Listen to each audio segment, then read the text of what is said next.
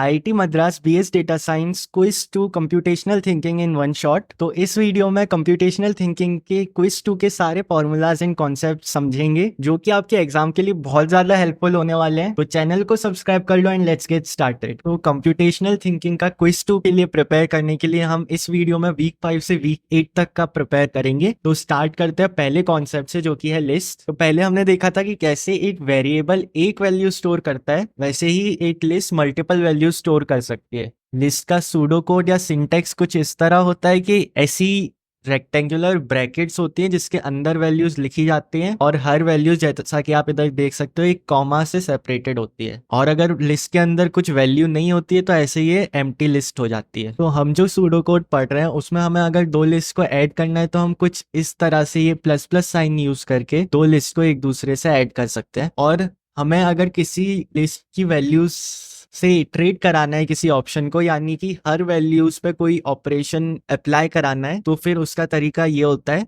कि let there be a list L और फिर हम फॉर ईच टर्म का यूज करेंगे using this for each X in L, यानी कि for each value in L X की जगह आप कुछ और भी यूज कर सकते हो, वो बस एक वेरिएबल है। फिर ये वाली ब्रैकेट्स कर्ली ब्रैकेट्स स्टार्ट होंगी एंड स्टॉप होंगी and do something with x. Do something की जगह कोई भी रैंडम ऑपरेशन आ सकता है। So that's how you iterate through a list. List functions, यानी कि इन फंक्शंस को कॉल करके आप लिस्ट पर कोई एक पर्टिकुलर ऑपरेशन परफॉर्म कर सकते हो। सो इधर कुछ एग्जांपल्स हैं उसके, जैसे कि लेंथ एल, सो ये simply number of items return कर देगा। First and last L, first और लास्ट टर्म रिटर्न कर देंगे।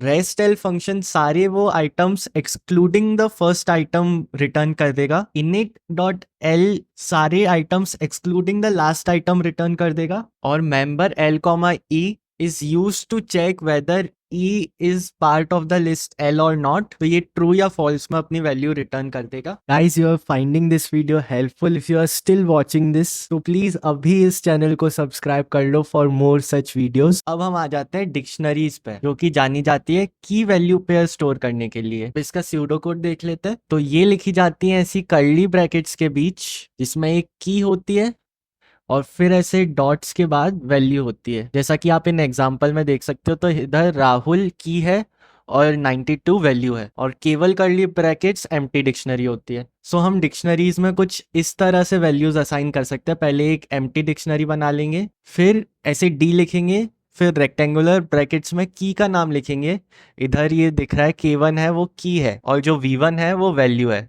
तो इस तरह से K1 की को V1 वैल्यू असाइन हो जाएगी एंड इस तरह से आप मल्टीपल की वैल्यूज पेयर एक डिक्शनरी में क्रिएट कर सकते हो। And how to iterate through a dictionary, तो हम इसका यूज करेंगे कीज ब्रैकेट में डिक्शनरी का नाम, for example D will give you a list of all the keys in the dictionary. और फिर हम सिंपली जैसे लिस्ट के लिए इटरेट करते थे वैसे ही डिक्शनरी के लिए भी इटरेट करेंगे, क्योंकि कीज डी हमें ये लिस्ट मिल चुकी है।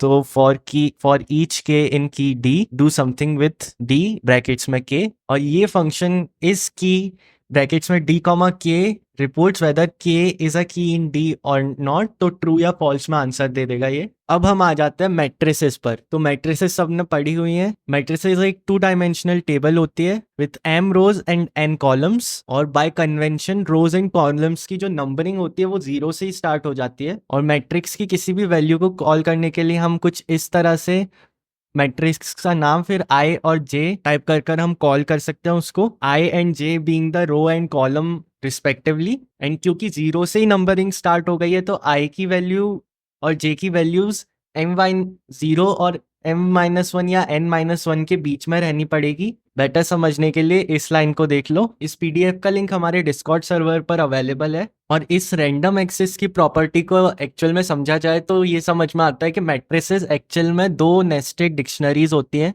सो अब हम बात कर लेते हैं ग्राफ्स की। तो ग्राफ्स एक टाइप ऑफ डेटा स्ट्रक्चर होता है जिसमें ये जो सर्कल्स होते हैं ये नोड्स या वर्टिसेस होते हैं, और इन सर्कल्स को आपस में जो कनेक्ट करती है उसको हम एज कहते हैं, लाइंस। ऐसा इधर दे रखा है कि graphs are useful way to represent relationships, add an edge from I to J if I is related to J. और इधर ध्यान दो, कुछ इस तरह से हम मैट्रिसेस को यूज करेंगे to represent the graphs and relationships. M I J is equal to 1 हो जाएगा अगर there exist a edge from I to J, यानी आई और जे के बीच कनेक्शन है, और एम आई जे जीरो हो जाएगा अगर कोई एज नहीं है आई जे के बीच। तो हम मैट्रिसेस को इस वे में यूज कर सकते हैं। और अब हम मैट्रिसेस के थ्रू इटरेट करेंगे to aggregate info about the graphs. आप नोटिस कर सकते हो कि कैसे हम from list to dictionaries to matrices to now graph एक एक एब्स्ट्रैक्शन लेयर ऊपर क्लाइम करते जा रहे हैं। सो अब हम बात करते हैं एक पाथ की। सो इधर लिखा है a path is a sequence of edges, यानी कि एक path multiple edges connect contain करता है इन अ ऑर्डर।